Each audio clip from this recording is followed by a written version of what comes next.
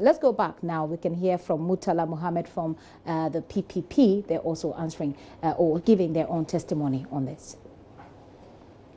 Things that the responsibility to protect our votes reside solely under the Electoral Commission. And so we have been championing that there's no need for political party to come and authenticate or protect ballot box or paper or any of the processes. We believe in the Electoral Commission, and we hope and always insist that they do the right thing. So we don't believe in polling agents. So then, will it be right for me to assume that even after the election, you didn't get any report from anybody because you did not have representatives from the polling stations? The candidate sent a report to the party, the candidate himself. The candidate? Yes. And did that cover all the polling stations? He didn't. The report did not cover every incident that happened at every polling station. It covered generally what happened during the election. Have you seen the report yourself? Yes, I have. Have you got a copy here? Yes, in my mail. I can make it available to the committee. How soon? By close of day, if you want it. But the candidate has a report for the committee, my lord. He will submit it to you, and I spoke to your rep. I was told he will be invited to. Now, can you give a general overview as to what the report says, just a general overview, since it's not your document, about the election? Well, myself, I was not on the grounds. My chairman was in charge. And so I will just capture what the report says. I think basically the candidate said it went fairly well, only that he thought the presence of the security men was intimidating, and it affected the turnout of the elections. And what happened at violation he thought was uncalled for, because he saw how the police or the security men were patrolling the area, and he himself was intimidated. And so basically he thinks the tension and the atmosphere was that intimidating. But the polls itself went generally well. Now, you spoke about the presence of the security men. Where were the security men present? They were patrolling, according to the report. They were patrolling, yeah. Now, I believe you have followed the issue of vigilantism in this country. Yes, yes, sir. Yes, my lord. Does it make you worry? It's a very worrisome situation. We all know that, sir. So I'm worried, sir. What is PPP's position on vigilantism? It's a very complex situation. I think if you listen to people in the media, civil society, and what have you, you hear everybody say you need to disband them. There's a need for us to disband this vigilante. It's uncalled for. But we in the PPP think it's a very complex situation. It's not that easy, because we consider unemployment as a factor. Yes, we think that it's lucrative for you to go or hit the gym in 6 months and become a vigilante, and in the next year, you are in a ruling class and you make a lot of money than a graduate. So, for example, the question of unemployment in the country is for us a worrying situation that could cause, that will easily cause for somebody to accept to be a vigilante, for example. We also think that lack of education is also a problem. If you understand as a macho man you have no role in electoral processes, you won't go there. Okay, so it's not that easy for people to say just disband them.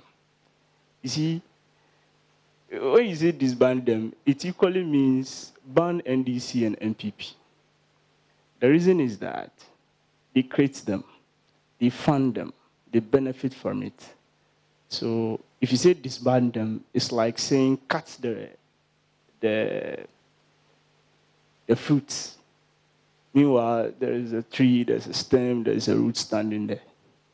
Disband them also means ban NDC and MPP because they create them, they fund them, they benefit from it, and they have said it publicly to everybody. And so it's not a matter of just disbanding them. There are other things we need to do.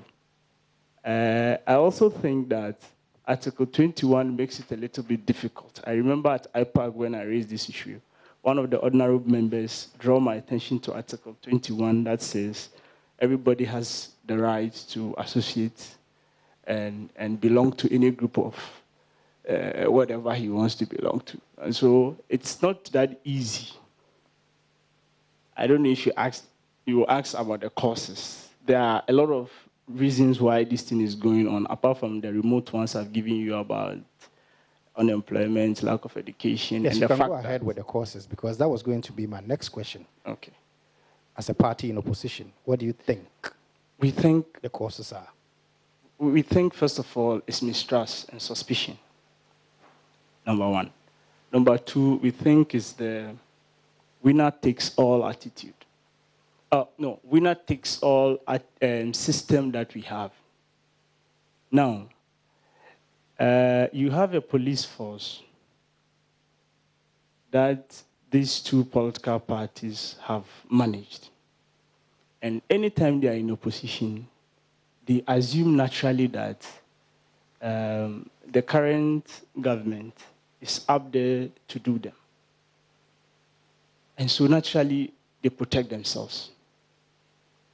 There's always a suspicion that the person that has been appointed is pro this political party. So naturally, the other side take defense.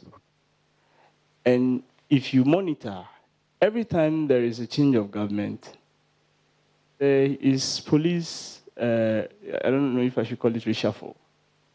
They change, or they post them to different stations all of a sudden.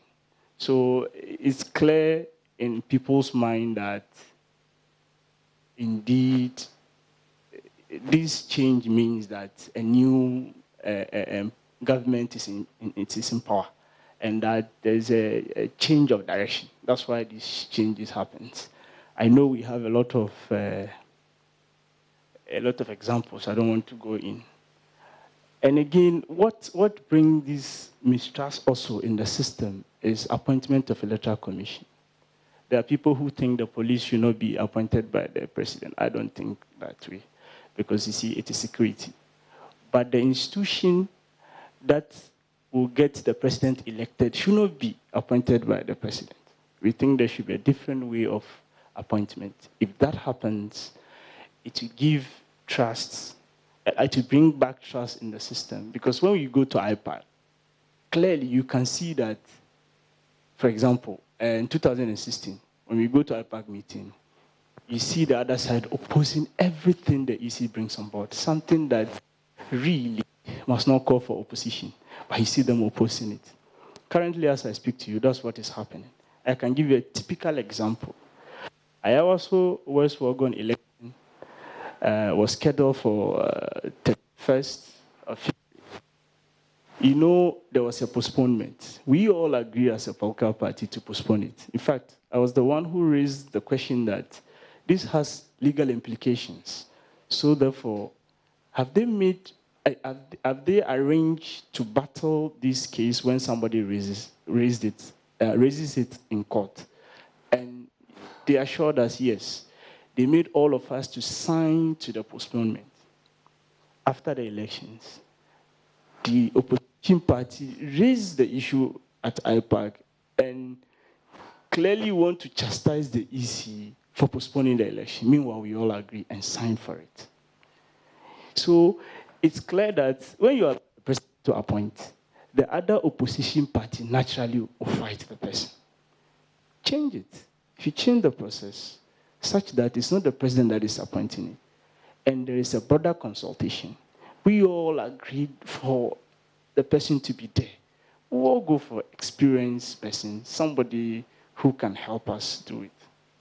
So I think the mistrust is how we change the police hierarchy and structure, and also appointment of EC. Now, the winner takes all. You know, in Ghana, after election, if you're opposition, you lose everything, especially if you don't have majority. Now, it allows for tension in our elections, because you lose, I don't know if you can use the word, if you lose guard, that's what they say out there. If you lose guard, you lose everything. So it's a do or die affair every time there is election in this country. There's the need for us to separate the parliament, the parliamentarians and ministers. We shouldn't appoint ministers who are parliamentarians. Let's separate them such that an opposition party can get hold of the parliament and checkmate the government or executive. As it stands now, they don't only, it's a stamping grounds for everybody. Everything the government takes, and they all agree. And so the opposition, they are powerless. That's why you see them making noise all the time, protesting, leaving the house, because you have nothing to do. But you see, if parliament is strong, they will have something to do. They will check the government. They will sit and do their work.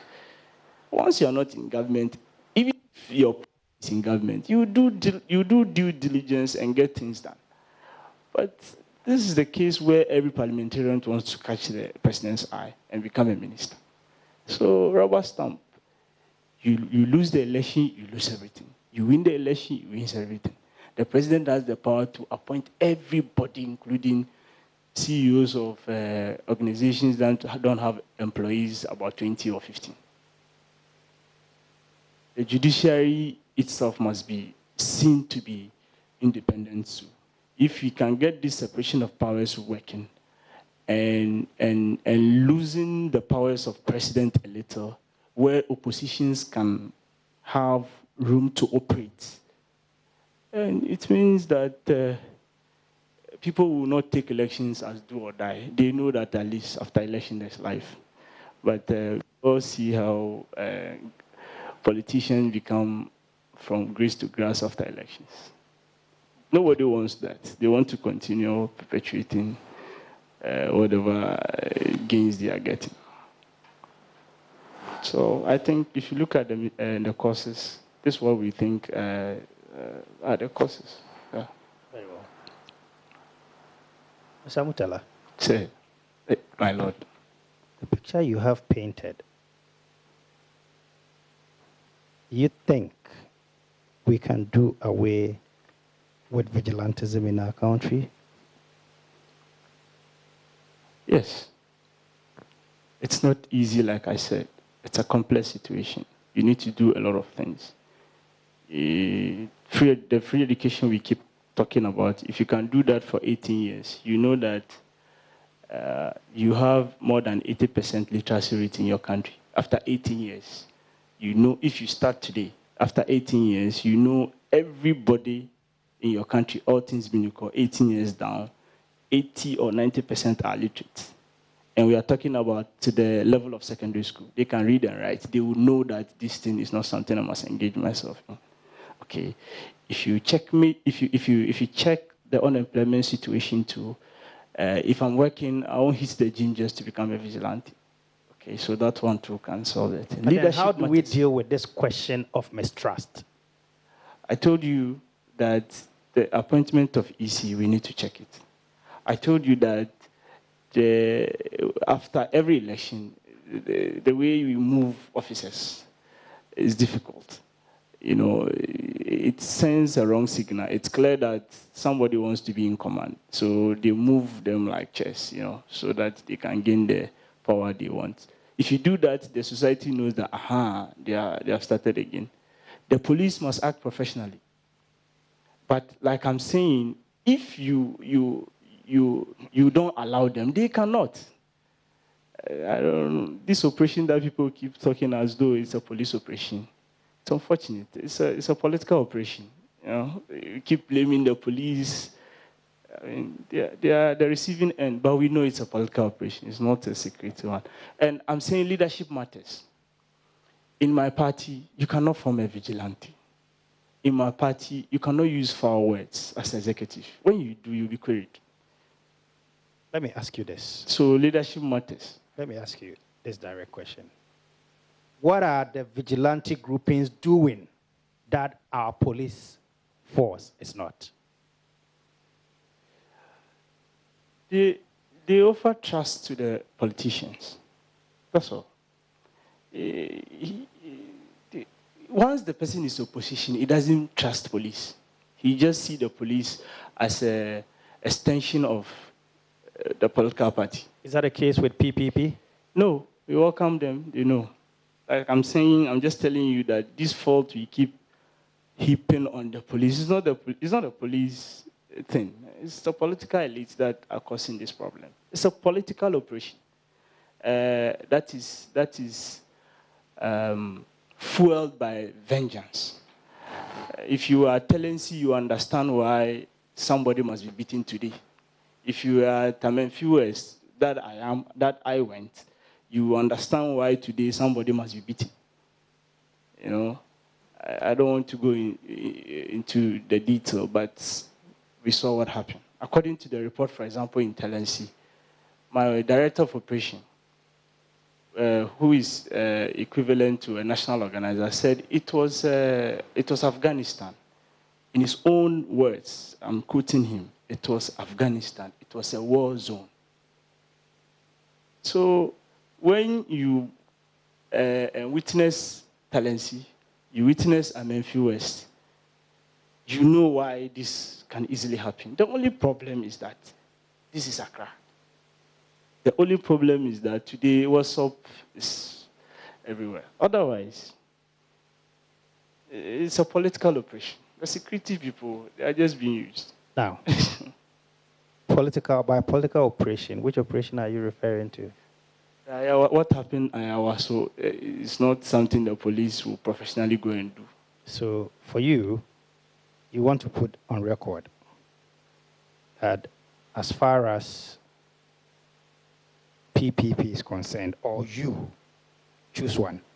Me? You are concerned. Yeah. Whatever happened at Ayawaso is reprisal. Is that it?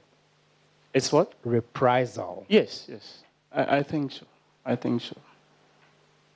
You know, it's Ghanaians are, like a lot of us don't want to face the fact. We always want to go around the issues. Look at the victims of these by-elections. Look at the way they speak. It will tell you that it's only reprisal. It's time for somebody to also be whipped. And so let's whip them. It's a political operation. Nobody will tell you the truth. Very well. So as far as you are concerned, what do we have to do to ensure that either in the next general election in 2020, or should there be any other by-election, wouldn't have the incidents we just witnessed? First of all, my Lord, it is this committee, this commission. First of all, by bringing all these policemen to come and answer questions, imagine, will the next police accept such assignment? It will not happen again. It's a giant step that the president has taken, and I think we should see it as such. If your work is encompassing enough, it means that it will be difficult for this to happen again. That's number one. Number two, I think convergence. I hope you all know that in general election, these things don't happen. It happens during by-election and limited registration exercises. That's when this thing happens. It's because all these political parties want to converge at a particular point. So the last time we met at IPAC, I told them that they must watch the accreditation. Why do you want to give a political party, maybe national office, more than 50 accreditation just for Ayawaso by-election? It beats my imagination. They have polling agents. Why should an MP from Ada lead people in Ayawaso? Why should an MP of Ablekuma South be in Odododio to monitor registration exercise? It doesn't make sense.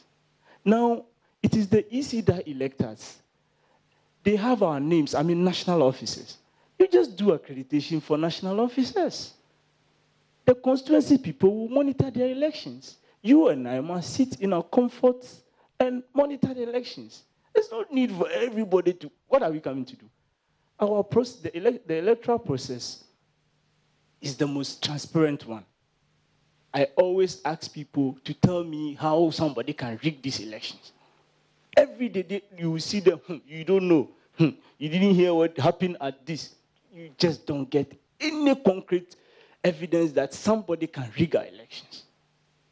So what are you going to monitor there? The EC must check their accreditation. If they do this, it will ease the pressure at by-election. As for general election, nobody beats anybody, we all know. Now, so two, the commission that has been set, accreditation. The third one, I think, is the PPP position since 2012. We have told the EC to go electronic voting. As much as possible, you leave the work of men in your election process. When you do that, there wouldn't be macho men going around the area. You need auditors. I don't think you have macho men to come and audit electronic voting. We think that's the way to go. And we don't support polling agents, even though the CI-75 captures them and their duties. We think that, the mandate to protect my vote should be the Electoral Commission, not a political party. And we also think that they should punish offenders. Because we don't punish political offenders, this thing keep on recurring. And so if we are able to look at this thing carefully, I think we should be able to stop this thing. Commission of Inquiry, accreditation, electronic voting, punishing offenders, it should be able to suffice. Don't forget, I've given you the farthest one. Unemployment, education, and checking Article 21, because it's also their freedom. I don't know how we can jump those hurdles. It's also very important in this matter. Are you done? Yes. Is there anything you want to add, or you are done? Well, I think that after the commission, after the election petition, there were some recommendations that the EC must do. As far as I'm concerned, they have not done them. We are talking about the third year. It's not done. There are no signs. Somebody must tell the Electoral Commission to start implementing them, because some of them need some constitutional amendments here and there. They must do it such that it helps the election process. You cannot end up in court and see the recommendation the last time you couldn't implement. It doesn't make sense. Somebody must start working on that one. Yeah. So I think... Very well. By the way, thank you for your vote of confidence in the commission. Thank you. Mr. Chairman, thank you. your witness.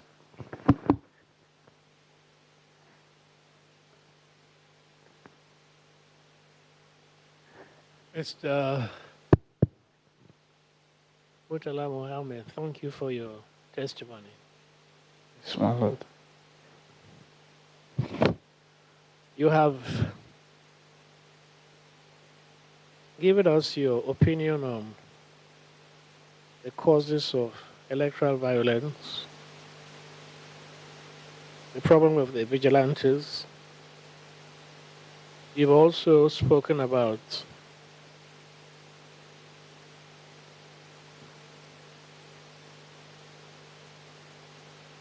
the Electoral Commission, the appointment system for the Electoral Commissioner. You've also spoken about recommendations made by the Supreme Court after the election petition, 2012, and a number of other issues, the winner-takes-all system, etc. Are these your personal opinion, or though it is that of the party? My Lord, is that of the party. Of course, I think the personal one, I made it clear. Which one is the personal one? Which I think the not political that of the operation party? is my own understanding of the situation. The Ayawasu incident, you say it's a political operation. Yes, that's my understanding, sir. Yeah, My Lord. intended to accomplish what? Payback. What do you mean by payback? What you did to us in Amenfi and Talensi, we are doing it to you at Ayawasu. What's your evidence for that? Is this, you are speculating. What, do you have any concrete evidence to support this conclusion? My Lord, I'll be asked to give evidence, but we talk amongst ourselves. During the election itself and after, we drink, we eat together, we meet at funeral. This is what we say. I don't have recording to tell you, but at some point, for example, in my case, at Samra Boy, I couldn't wait to see an NDC person suffer what I suffered in Samra Boy during Amenfi election. You see, so yes, I cannot give you recordings. I cannot give you minutes of a meeting, but this is what we discuss amongst our political class. Now,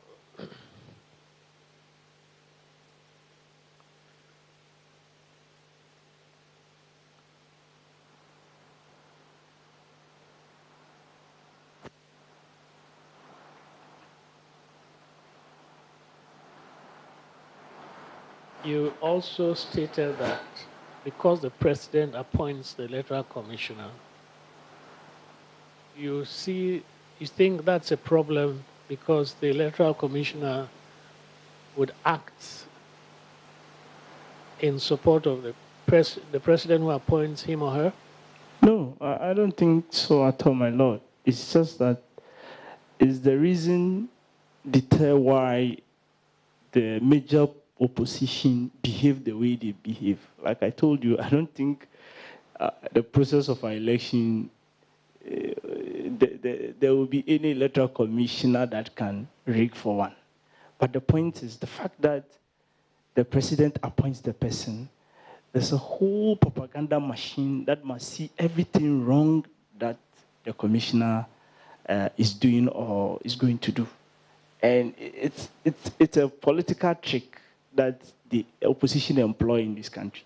So let's keep it by taking that power from the president. Broaden the consultation enough that you cannot point accusing figures on the EC anytime, any day. That's what is happening. That's what is happening at IPAG when they come out. Sometimes you don't even get what the opposition really wants from the Electoral Commission. See, so I strongly think it's because the president appointed the person. So you hear them say, for example, now the commissioners, we have 2, they have 3. Oh no, now it is 4-3. No, we only have, that's what they say. Just by appointment, they brand the commissioner to belong to one of them. So let's take it up from let's take the powers from the president, and nobody will accuse anybody of anything. Yeah. All right. Are you also concerned about the power of the president to appoint the IGP? I don't. Security is power. What is power without security? I just think that the president must have the conscience to allow them to work. They are professionals. We all know their problem is equipment or recruitment, as Mr. Sandos said. If they have the requisite recruitment, they should be able to work. if they are allowed to work. The political hands are many on them. They can act. So if you have a power beyond you, professionalism doesn't count now. It's all about yes, sir, yes, sir. But you spoke about police reshuffle when there is a change of government. Yes, sir. Yes, my lord. Yes. And so what are you implying when you stated that? The same point. The point is, if you allow them to do their work, they won't be changing. I mean, the IGP will not change anybody. I mean, the job should go on until something very important happens, something until the need arises. There's no need to change anybody. Why is it that immediately there's a change of government, you have to change every district commander and every police officer stationed at somewhere? It doesn't help because he's afraid. He's not acting professionally. He's just waiting for others, knowing that if he uses his own professionalism, he can be changed any day. They must allow them to work. They are not allowing them to work. So, my lord. All right. You also stated that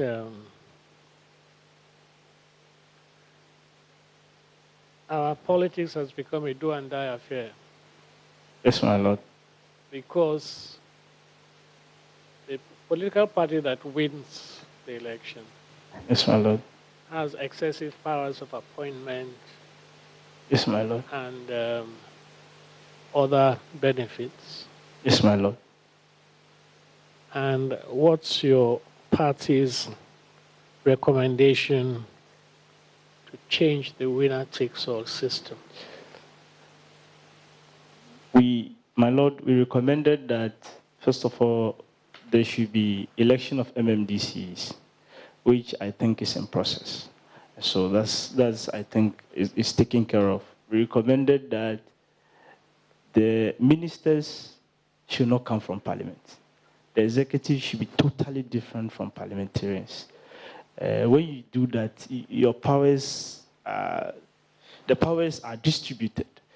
And the judiciary should also be seen as independent outside the executives. So if you're able to differentiate these powers or losing these powers from the president, it will allow the opposition to see, I don't want to say goodies, to allow the system to work. They have a role to play at the district level when their party wins, at parliament level when they are MPs, and so on, so on and so forth. As it stands now, if you're opposition parliamentary honorable member, whether you support a bill or not, the gallery will do yeah or no, and you know it. So what's the point about scrutinizing a document that will be yeah or no at the preliminary? At the plenary, sorry. Okay, with regard to the judiciary, are you suggesting that judiciary is not independent? This is close to call, but my lord, we all know some of the accusing or figures, this is a very difficult one, my lord, but we are all in this country where, for example, during the election petition, these two parties, they shared the judges among themselves, my lord. I don't need to mention them. We know it. They share it. This man, this judge is ours. This judge is ours. And we heard them on radios, on TVs. And so I don't know what we can do about that, but it's clear that these two political parties have their chosen judges. And they brag about it outside. We all hear them. Now, with regard to accreditation of people for the elections. You're saying that too many people are accredited to oversee the elections, by-elections as well as national, presidential and parliamentary elections? Yes, my lord. And your party's recommendation is that how many accreditations should the EC do to ensure the safety of the votes? What can you just repeat your party's suggestion, my lord, in respect of accreditation of people who oversee the elections at various polling stations? My lord, at every constituency level, you need accreditation for your polling agents. For all for example, in Iowa, so 137 polling stations. After that, the Electoral Commission, they have the database of all the political parties. In fact, they do the elections. So they know the national executives. They should put together accreditation according to the national executives. That's all. They are the only people who have that duty to go around and monitor elections. If you are not a national executive of a political party, what are you going to do at by-election, election that is not in your constituency? If I'm not wrong, my lord, all the people that were injured are not from Iowa, so West Oregon. What did they come to do there? So they just have to give national officers accreditation. It's their duties. If there's the need for more, it shouldn't be more than necessary. For the party, only national officers should go and monitor the elections. If there's a need from these two political parties, they can justify that to the EC and they can make some amendment. But from the PPP, only the national executives must go and monitor the elections. It's just elections. It's not a rally. Simple process. Vote, you go and put it and go home. What are you even monitoring? Now, when you suggest that the Iowa incident was a political operation, are you saying that those who took part in the operation belonged to members of a particular party? Don't you think that the members belong to different parties?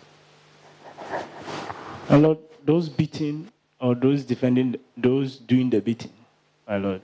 You tell me, you are suggesting that it was a political operation. My lord, the police officer said they were absorbed.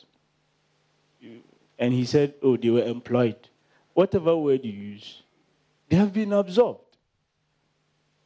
From wherever, we don't know, but they have been absorbed. They are doing the beating. He just told us that no police beats anybody. The police, they know their work. I've always insisted that when you see a policeman doing that, he's a party police person. Otherwise, the police people, they never beat anybody. They know, he knows he can be interdicted. He knows he can be sacked. He knows. They won't do it. So, for example, when we meet and talk during our funerals and our bars, we say it, the policeman will tell you, police for police attire. This, I'm telling you the truth. This is what we discuss when we are drinking. Police for police attire. So, my understanding, if we really want to stop this thing, the commission is first, like I said, but it's a political operation. You beat me in Talensi, I beat you in Ayawaso.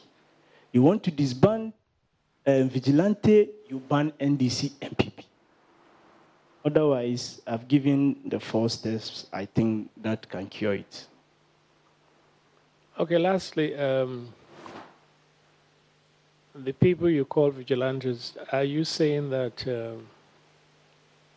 the political parties own and fund them?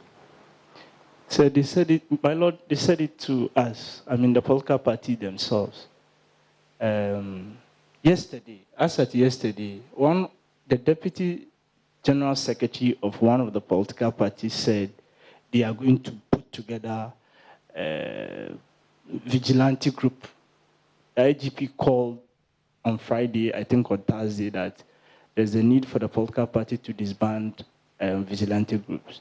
The deputy general secretary replied that no, they are going to put together a new one.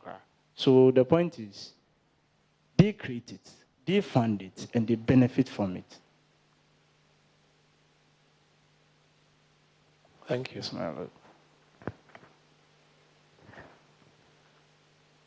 Thank you very much, Mr. Murtala.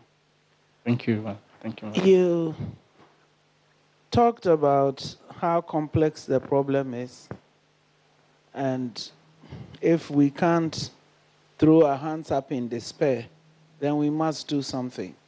I want to run something past you. Do you think that Ghana ought to do a DDR program for these militia people?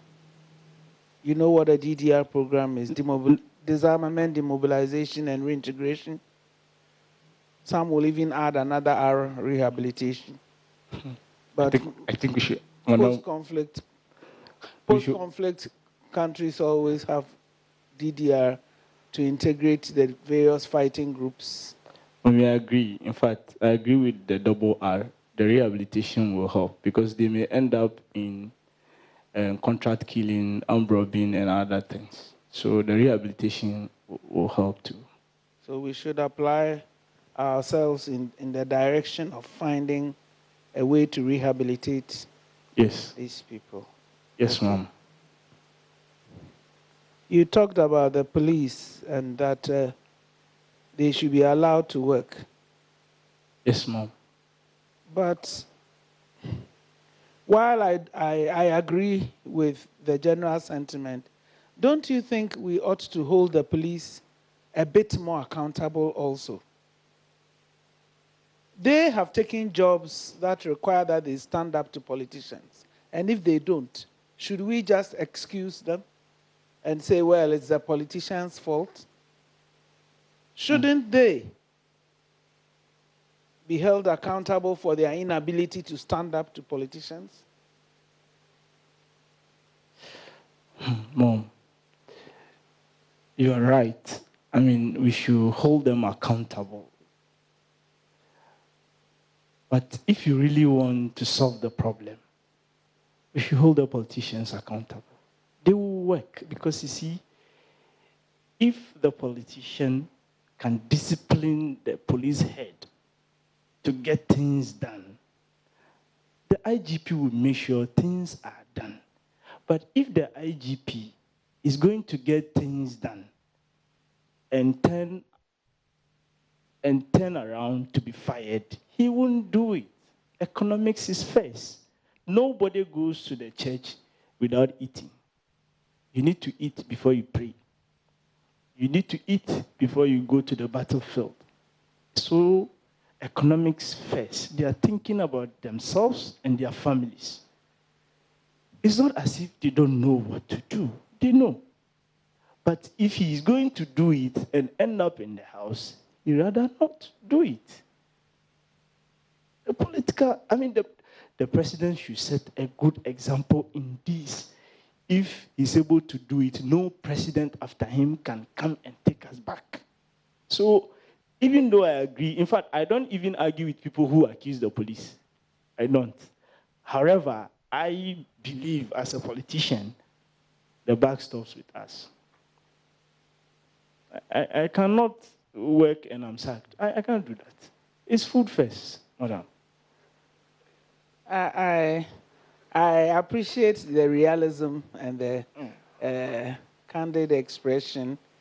But I say, don't you think that when we blame the politicians, we let off the people who ought to also take a stand in some way, because otherwise, even if the politicians stop harassing them or stop asking them for favors, they themselves will go to the politicians and ask, isn't there anything I can do for you? When that time comes, then we blame them. Until then, we are only touching the fruits. We need to uproot the whole tree from the roots. Thank you for colorful imagery. Thank you, Mom. Brother Murtala, My Lord. our lady says you've really stretched there today. We all forgot that she was typing, so the conversation was nice. So you were speaking and she was really finding it difficult to keep pace. Forgive me. She has forgiven you. I think we should thank you for your candor, and both your personal ones and, of course, the positions of your party, which some of us know you've canvassed over the years. I want to assure you that I agree with you personally, not the view of the Commission, on this electronic voting business, which I've also Thank you, my Lord. researched into and supported all the time. Have you looked at the various options of electronic voting? Which one would you prefer? According to our reform proposal that we sent to the Electoral Commission in 2012, I remember the party chose that of Brazil and Mexico. I'm not a technical person, so I don't even know how it works. But bottom line, in that reform proposal, we gave example of Brazil and Mexico. I'm glad you mentioned those two countries because, you know, some Ghanaians said our largely illiterate population. We said the same thing with biometric. Biometric. But Brazil has as many illiteracy as more than us, yes. So thank you so much for your contribution. Thank you. Thank you, my Lord. Thank you very much, Mr. Murtala Mohammed. Thank you. Thank you. You have been very frank, and I would say you did not speak as a politician. You spoke as a realist. Thank you, my Lord. If your party were to come into office tomorrow, would you be speaking this way?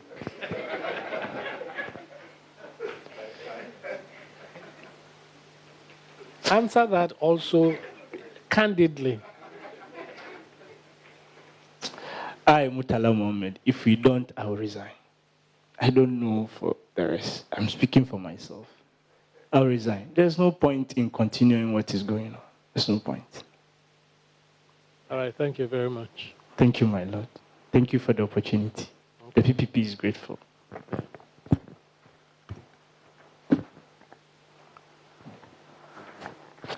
All right, ladies and gentlemen, this concludes the Commission's sittings for today.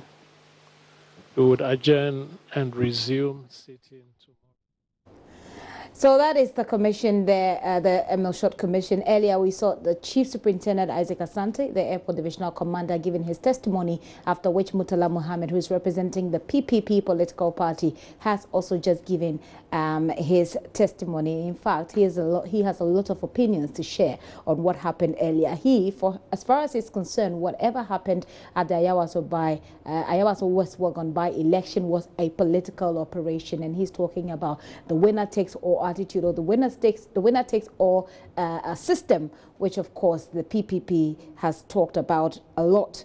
And so he gives his thought, his opinions about what has to be done, especially regarding appointment of persons who head agencies, including the Electoral Commission, the IGP, etc. So he's been sharing his thoughts with them about that. But then Professor Henrietta Mensah Bonsu brings his attention, asks him whether or not he would support the DDR our program, if you like, which he says meant the disarmament, demobilizing, and reintegration, as well as rehabilitation for these men. He says that will be a good thing.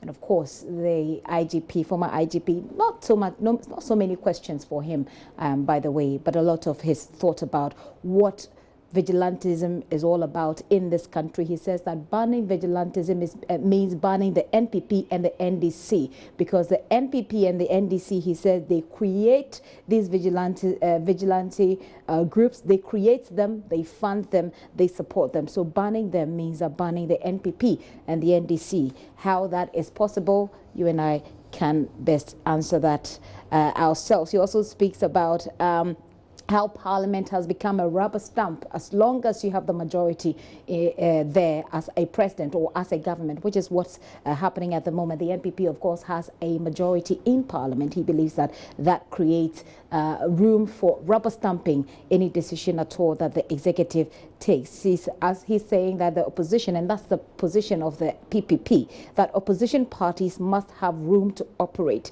and that will lessen some of these. He says that one of the reasons why vigilantism or such groups exist is because there is lack of trust among politicians. There is lack of trust, and there's a want for vengeance when people lose or win power. He says for that trust to be restored, opposition must have room to operate, and the system must not the system must not be only seen to be beneficial to parties only when they win elections. He also speaks about how these vigilante groups provide some sort of trust for the parties or the politicians who who use them. And then he speaks about electronic voting. But one of the things that Ghana can do to, as much as possible, reduce the use for any groups such as vigilante groups. At this moment, it looks like the work of the commission has come to an end for today. But Joseph Akable is our correspondent on the ground. We'll be getting to him to get you more on that.